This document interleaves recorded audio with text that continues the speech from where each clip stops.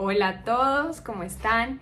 Bienvenidos a nuestro primer club de lectura. Esta es la primera vez que a través de este canal vamos a abrir pues este espacio en donde vamos a conocer diferentes libros, los que Diosito nos quiera ir mandando poco a poco. Y vamos a irlos leyendo juntos. Entonces la idea es que también podamos leer libros que normalmente no sean fáciles de conseguir, que en sus países no sea tan fácil conseguirlos y que puedan conocerlos a través de este canal. Entonces, primero que todo le quería dar gracias a Dios por permitirnos este espacio, por permitirnos también los momentos para hacer estos espacios posibles. Claramente ustedes sabrán que detrás de este simple video que están viendo pues viene una preparación, sobre todo en oración, para escoger el libro primeramente que vamos a leer, también para prepararme yo en cuanto a la lectura, hacerla lo más llena del Espíritu Santo posible, y obviamente la producción y logística de hacer el video, editarlo y subirlo.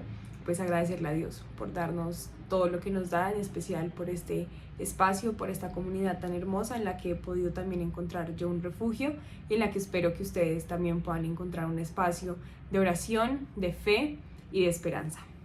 Entonces vamos a iniciar nuestro primer club de lectura. Es este libro precioso que Santi me compró una vez que estuvo en México, que se llama Vida de San José, sus 7 dolores y gozos. Este es un libro muy especial, yo ya me lo leí. Todos los libros que les vaya a traer aquí, yo ya me los leí, porque digamos que es también mi manera de corroborar que es un libro que nos va a nutrir, en el sentido de que su contenido es fiable, que su contenido también se alinea a esta comunidad y a lo que queremos hacer aquí. Entonces este libro es preciosísimo porque primero habla San José como si fuera la primera persona, se van a dar cuenta, pero es como si San José hubiese escrito el libro. Este libro está escrito por el padre Eduardo Rivera Tapia, quien hace una dedicación espectacular a San José como tal en su vida, no solo de fe y en su camino en la vocación sacerdotal, sino en su vida en general, y cómo la fe josefina fue pasando pues en su familia y demás.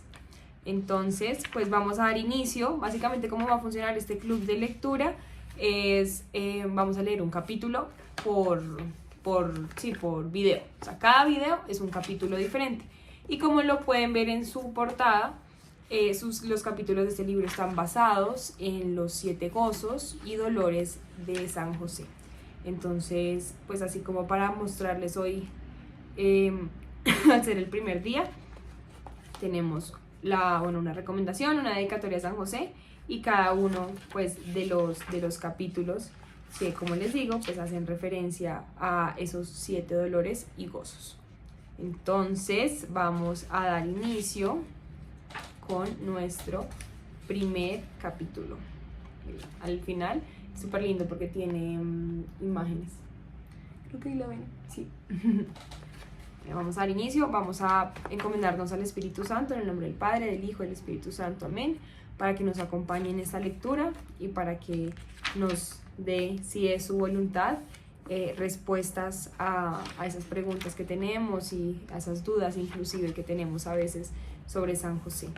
Hoy yo quise iniciar obviamente este club de lectura con San José porque, pues como todos saben, San José es el patrono de este emprendimiento, de esta comunidad, es el patrono de mi noviazgo y futuro matrimonio, y es un santo a quien yo le debo muchísimas cosas, en el sentido de siempre haber intercedido por mí cuando se lo he pedido. No ha habido cosa que yo le pida a San José que él no interceda, y porque me he prometido a mí misma toda mi vida llevar su devoción y llevar su amor a todos los rincones del mundo. Entonces es muy especial que hoy iniciemos este club de lectura con este libro de San José. Vamos a leer primero la dedicatoria a San José. Dedicatoria a San José. Querido San José, con cariño te ofrezco este trabajo y lo pongo en tus benditas manos para que muchas personas más te conozcan y llenes su vida de bendiciones, tal y como me has bendecido a mí. Desde niño me enseñaron a quererte. En mi casa, al centro del altarcito, teníamos un cuadro de tu Sagrada Familia, donde tú, de pie y con tu vara de azucenas en la mano, Acompañas amoroso al niño Jesús y a la Virgen María. Desde entonces he sentido sobre mí tu mirada cariñosa. Por tu intercesión, tu Hijo Jesús me llamó a ser sacerdote en la Sociedad de San Pablo, donde dedicamos cada miércoles a tu devoción, recordamos tu vida y pedimos tu bendición.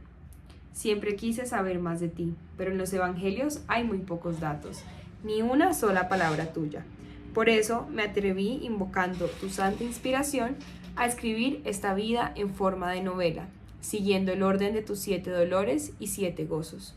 Perdona mi atrevimiento, pero es que tus fieles estamos muy interesados en saber cómo viviste, qué edad tenías cuando te casaste con la Virgen María, qué le decías cuando eras su novio. ¿Nunca regañaste a Jesús por alguna travesura? ¿Te enfermaste alguna vez? Como ves, querido San José, hay muchas cosas que nos gustaría saber de ti, y tuve que deducirlas a partir de lo que sí nos dicen los evangelios acerca de ti y lo que han descubierto las modernas ciencias bíblicas. En el transcurso de la investigación encontré que muchas otras personas han escrito de tu vida, sobre esos años tuyos que no conocemos. Apenas un siglo después de tu muerte, se comenzaron a escribir los llamados evangelios apócrifos, es decir, los que no están aprobados por la Iglesia porque no siguen fielmente la enseñanza de tu Hijo Jesucristo. Estos escritos nos cuentan de tu vida con la Virgen María, de los años en Nazaret con el niño Jesús, incluso de tu muerte. Aunque no son reconocidos oficialmente, dieron origen a devociones que conservamos hasta nuestros días, y a ellos debemos tus imágenes más conocidas, sobre todo aquella donde te representamos como un anciano con tu vara de azucenas. A diferencia de los evangelios apócrifos, que normalmente presentan tu vida llena de los milagros que tu hijo hacía desde muy niño, aquí te vemos como un papá de carne y hueso, muy humano, con apuraciones, pero con profunda fe y un corazón muy generoso. Un papá que abraza y besa a Jesús, mientras Él corresponde a tu amor llamándote Abba, que en tu lengua aramea significa papi o papito. Él aprendió a llamarte así, por eso cuando creció nos enseñó a todos rezarle a Dios, Abba, Papá nuestro que estás en el cielo. Gracias San José, porque en tu vida humilde sobre esta tierra fuiste nada menos que la imagen del Padre Celestial y el modelo de todos los papás y esposos. En tus manos dejo estas paginillas, pidiéndote que nos concedas llegar a conocerte en persona, en el cielo, con María nuestra Madre y con Jesús, tu Hijo y hermano nuestro. Con mucho cariño, Eduardo Rivera, que es el padre que escribió este libro.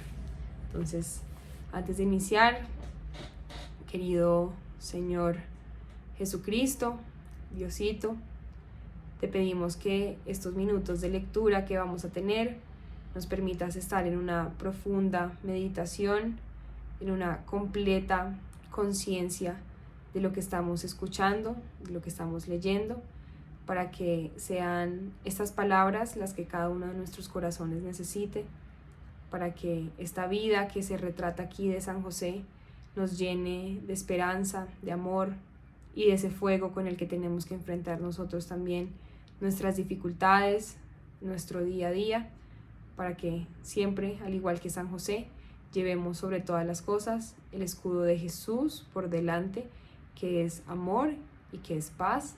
Amén. Capítulo 1. Me casé con una maravillosa mujer, María. Tiene esta foto. Evangelio. María estaba comprometida para casarse con José, pero antes del matrimonio quedó embarazada por obra del Espíritu Santo. José, su esposo, que era un hombre justo, no quiso denunciarla públicamente, sino que decidió abandonarla en secreto. Mateo 1, del 18 al 19. Yo soy José, y les contaré lo maravillosa que ha sido mi vida, sobre todo porque Dios me eligió como padre adoptivo de Jesús. Comienzo con el episodio más importante de mi vida, el momento en que más felicidad sentí y cuando sufrí el mayor dolor. Es muy cierto que el amor constituye la dicha más grande, pero también cuesta sangre. Mi pueblo, Nazaret, en Galilea, era muy pequeño. No llegábamos ni a 300 habitantes. Las casas se hallaban pegadas a una colina. En lo que sería el centro estaban la sinagoga y una placita. El nombre de mi pueblo, Nazaret, significa flor, y en cada casita habían flores. A mi mamá le gustaba sembrarlas en el suelo o en macetas. Muchachos y muchachas en edad de casarnos éramos apenas un puñado. Según nuestras costumbres, las jóvenes se comprometían en matrimonio cuando tenían de 12 a 15 años. Nosotros, los varones, entre 16 y 18.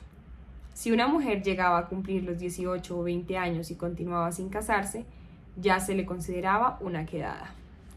Mi mayor preocupación era encontrar trabajo cada día. Nuestra gente se dedicaba a sembrar la tierra, pero mi familia era pobre, no teníamos terrenos para cultivar. Así que mi papá, Jacob, nos enseñó a mí y a mis 2 hermanos a trabajar la madera como carpinteros y también algo de herrería y albañilería. Como era un pueblo tan pequeño, esos trabajos no abundaban. Cuando llegaban las temporadas nos íbamos a trabajar en el campo, a sembrar o a cosechar trigo, a recoger y pisar la uva o a cortar fruta. Trabajar duro, trabajar bajo el sol nos curtía la piel, de por sí morena, y fortalecía nuestro cuerpo. Todos nos conocíamos en el pueblo, desde que éramos niños.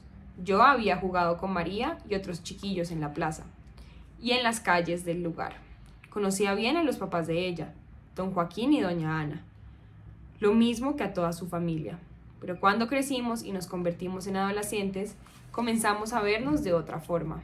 O mejor dicho, yo comencé a sentir que María me llamaba la atención, siempre tan alegre y cada vez más bonita. Me las ingeniaba para hacerme el encontradizo. Cuando iba al pozo por agua y comencé a ponerme nervioso al encontrármela en la calle, creo que me ponía rojo, sentía calor en mi cara y hasta tartamudeaba. Estas reacciones me sorprendían, pues siempre nos habíamos tratado con confianza. Ella, al principio, se burlaba de mí y se reía, pero luego creo que también comencé a gustarle, y entonces más bien trataba de esquivarme o hacérsela disimulada. Ya nos veíamos de forma diferente. Mi abuelo se dio cuenta de que estaba enamorado y me animó. Hasta me dio consejos para decirle a María cosas bonitas, versos heredados de nuestras poesías tradicionales. «Qué bonita eres, tus ojos son 2 palomas», o «Tu boca tiene el color de la granada y tus mejillas me antojan como unas manzanas maduras».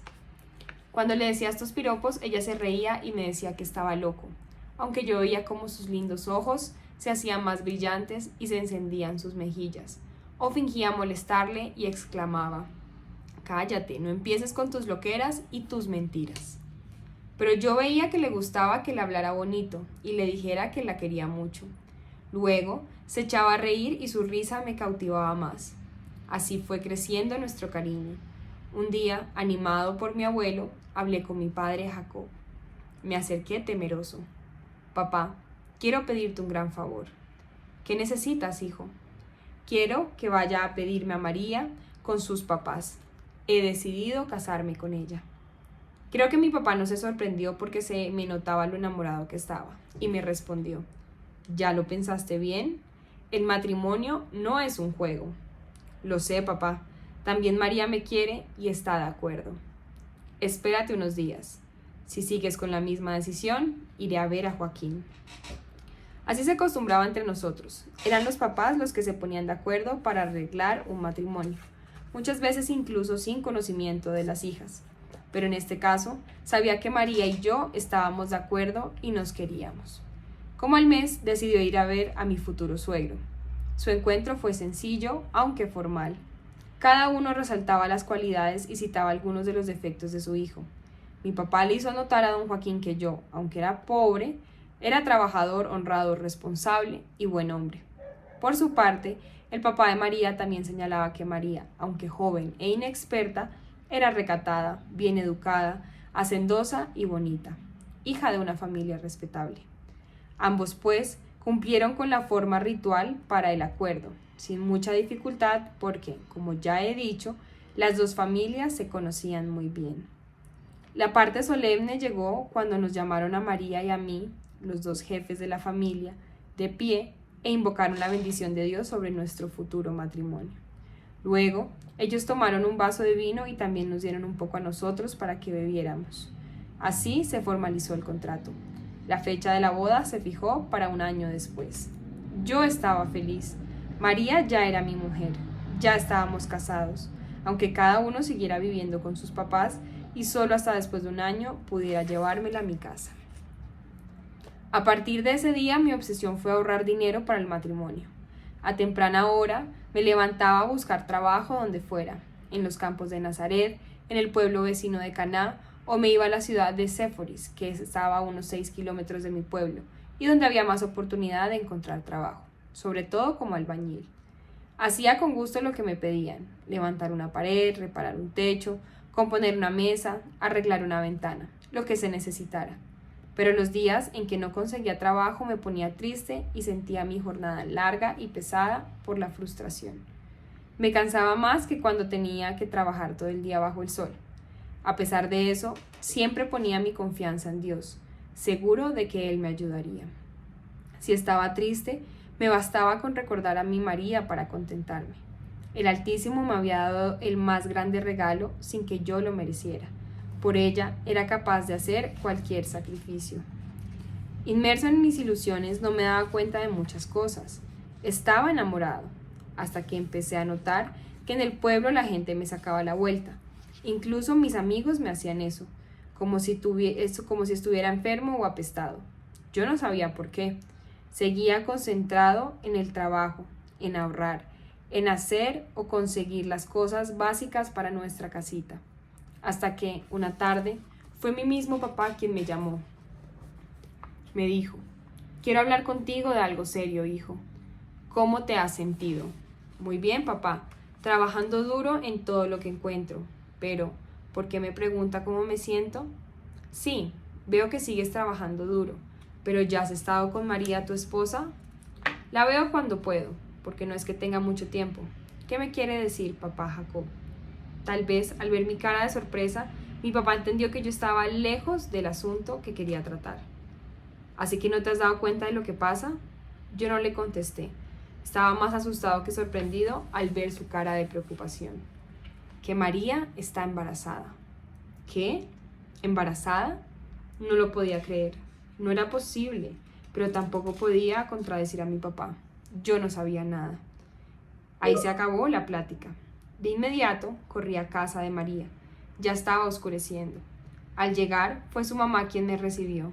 Le pregunté por su hija y me dijo, con calma, que había salido de Nazaret para ir a ayudar a una tía suya hasta Encarén, un pueblo cerca de Jerusalén, lejos de nuestro pueblo, que tardaría unos meses en regresar. Entendí que entonces era cierto, y que se la llevaron del pueblo para esconderla. Me quedé sumido en el tormento de las dudas. Esa noche, en mi camastro no pude dormir, solo daba vueltas llorando. ¿Por qué? ¿Por qué me había traicionado? Era una mentirosa. Decía que me quería y ahora me salía con eso. Me mordía los labios para que mis hermanos no me oyeran sollozar. Mi mente, llena de rencor, empezó a maquinar. Cuando ella regrese, la llevaré a su casa y le diré a su padre: aquí está su hija, la que se había comprometido a casarse conmigo. Se la devuelvo. Yo no quiero una cualquiera en mi casa. No, haré algo mejor.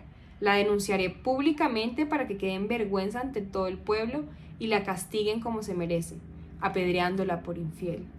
Pero luego el rencor dejaba paso a la voz de mi corazón y éste me decía: no, no puedes hacer eso. No puedes avergonzarla, y menos poner en peligro su vida, si la quieres con todas tus fuerzas. Piensa, tal vez fue víctima de algún abusivo, pero ¿quién? Quizás tú mismo fuiste culpable por no cuidarla, por ser tan confiado. Fueron unos días y noches de infierno, sin dormir y casi sin probar bocado. Mi madre me veía con preocupación y me rogaba que comiera algo, pero yo no quería nada. Lo que deseaba era desaparecer, hasta que finalmente eso fue lo que decidí. Me iría de Nazaret sin avisarle a nadie. No sabía bien a dónde, eso sí, sería lejos, Antioquía o a Egipto, donde trataría de rehacer mi vida hecha pedazos. Sí, muy de lejos lucharía por olvidarla, aunque fuera lo que más amaba en mi vida. La quería demasiado como para avergonzarla públicamente o hacerle daño poniendo en peligro su vida. Eso desaparecería del pueblo. Los planes de Dios. El haber tomado esa decisión me dio un poco de calma, aunque mi corazón siguiera sangrando al día siguiente. De madrugada me iría, pero cuando empezaba a dormir después de muchos desvelos, comencé a soñar. Se me acercó un hombre vestido de blanco y me dijo: «No te atormentes, José, y recibe a María como tu esposa». ¿Y cómo voy a recibirla si me traicionó? No te traicionó. El niño que espera es obra del Espíritu del Señor. Acéptalo como tu hijo y ponle por nombre Dios salva, es decir, Jesús, porque Él salvará a su pueblo de sus pecados. Entonces el hombre desapareció. Desperté sobresaltado. ¿Acaso se trataba de otro engaño? ¿Me estaba volviendo loco? Pero no. Recordaba todo como si lo hubiera visto a la luz del día. Y sobre todo, las palabras de ese hombre habían calmado mi dolor y habían dejado paz en mi corazón. Tenía que aceptarlo. Era un mensaje de Dios. Para mi pueblo los sueños son muy importantes. Conocemos bien que muchas veces Dios se comunica por medio de ellos con los patriarcas, como el gran Jacob, y más aún con su hijo llamado José, como yo. A este lo fue conduciendo a través de sueños, en medio de grandes pruebas como la esclavitud, hasta llegar a ser virrey de Egipto. También a los profetas como Samuel, el Señor les comunicó su voluntad en sueños. Seguramente era todo cosa del Altísimo, porque sentía una profunda paz y una gran alegría brotaba de mi corazón. Lo que más me importaba era que mi María, mi adorada, no me estaba engañando. La seguiría queriendo siempre con toda mi alma. Dios me había puesto una dolorosa prueba, pero si el niño era obra suya, Él nos ayudaría a salir adelante. Pero las dificultades no terminaban. ¿Cómo iba a explicarle a mi papá que el niño era cosa de Dios? Y no se podían callar los chismes en el pueblo. Yo iba a quedar como un tonto que aceptaba a una mujer con un hijo que no era mío. A pesar de los problemas que veía venir, no se me iba la tranquilidad que el sueño me había dejado. Así que dejé todo en manos del Señor.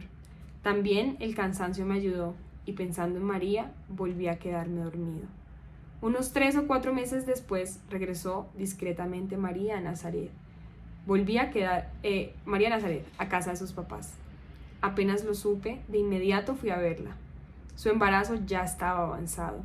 Cuando la tuve enfrente, ella me miró con miedo y con pena, pero al darse cuenta de que yo estaba tranquilo, brotó un brillo de esperanza en sus ojos. Salimos al huerto a platicar. ¿Por qué no me dijiste nada, María? Tenía mucho miedo, José. Miedo a que no me creyeras, a que nadie me creyera. Por eso seguí el consejo de mi mamá y me fui con mi tía. A mí me dejaste completamente en ignorancia. Cuando lo supe me dio mucha rabia y mucha tristeza. Creí que ya no me querías, que me habías engañado. ¿Te imaginas? Yo pensaba lo peor.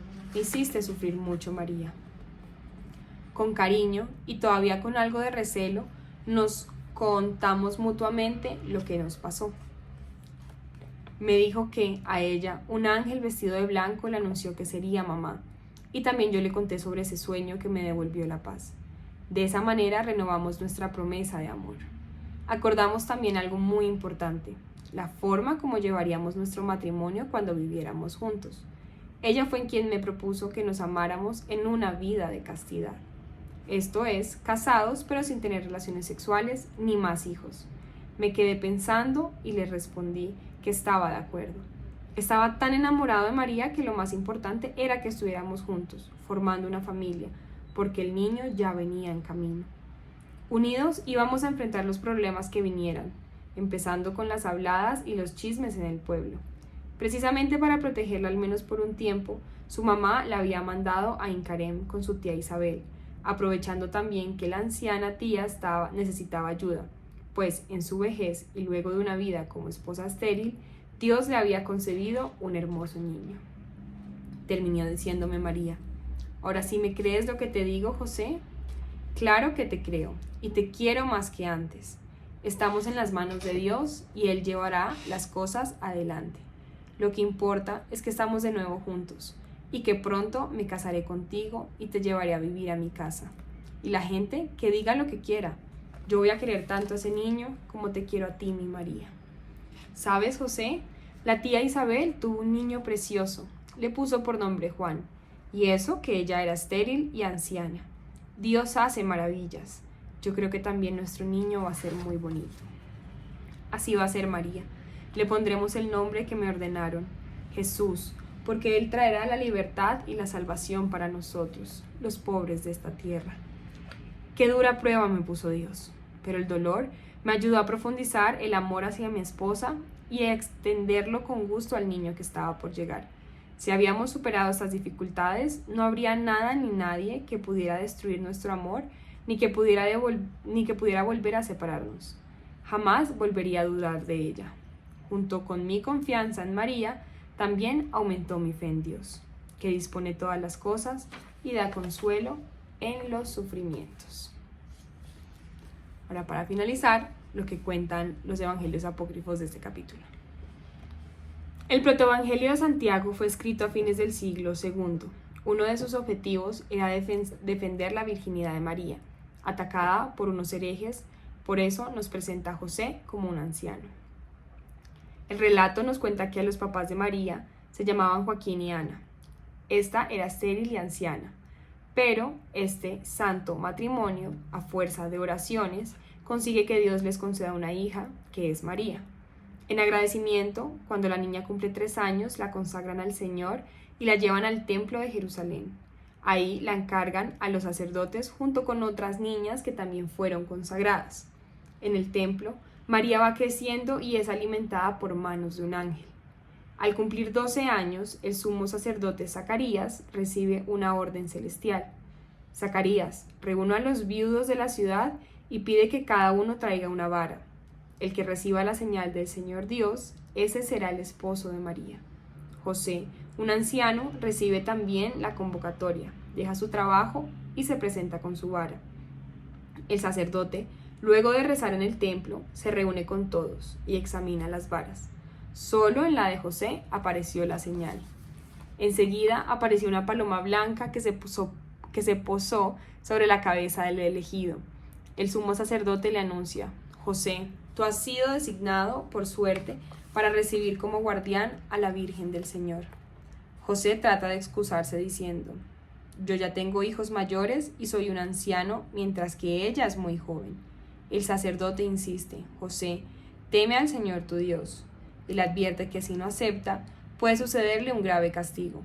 Asustado, José acepta y le dice a su prometida: María, yo te recibo del templo del Señor. Te dejaré de momento aquí porque tengo otros trabajos y más tarde regresaré por ti. Que Dios te guarde. A los 6 meses, José regresa y encuentra a María embarazada, y el pobre empieza a vivir grandes angustias. Se culpa a sí mismo por no haberla sabido proteger. Luego reprocha a María su embarazo adúltero a pesar de vivir en el templo. María, ¿por qué deshonraste tu alma, tú que creciste en el templo y recibiste alimento de manos de un ángel? Ella le responde: José, yo sigo siendo virgen. Te aseguro ante el Señor nuestro Dios que no sé cómo pasó todo esto. Él no sabe qué hacer. Si no la denuncia, se hará cómplice del pecado de María, pero si la acusa públicamente y de veras es obra de Dios, entonces va a cometer una grave injusticia, pues a ella la castigarán y apedrearán. Finalmente decide abandonarla en secreto. Cuando los sacerdotes se dan cuenta del embarazo de María, acusan a José de haberse aprovechado de ella antes de celebrarse el matrimonio y deciden que ambos deben ser castigados. Sin embargo, tanto José como María se declaran inocentes. Entonces el sumo sacerdote les da a beber del agua de prueba y los condena a ser abandonados en el desierto. Si sobreviven, significará que son inocentes. Si perecen, demostrarán que son culpables. Los llevan al desierto y ambos regresan sanos y salvos. Después de pasar la prueba, el sumo sacerdote declara: si el Señor Dios no les encontró pecado, tampoco yo puedo juzgarlos. José, lleno de alegría y alabando a Dios, toma a María y se la lleva a casa. Otro evangelio apócrifo muy tardío, el Evangelio del Nacimiento de María, escrito unos 800 años después de Cristo, nos presenta una historia similar a la que hemos citado. José es anciano, aunque no es viudo. Cuando es convocado por el sumo sacerdote para seleccionar al esposo de la Virgen María, como todos los candidatos, lleva también su vara o bastón. Cuando el sacerdote hace la elección, la única vara que reverdece es la de José, y florece dando azucenas, que son símbolo de la pureza. Al mismo tiempo, el Espíritu Santo, en forma de paloma, desciende y se posa sobre él. De este escrito tardío nos viene la tradición de representar a San José con una vara florida o con azucenas, mientras carga también al niño Jesús. Bueno, acá finalizamos nuestro primer capítulo. El segundo capítulo que viene es ¿Cómo me dolió ser tan pobre? ¡Chao!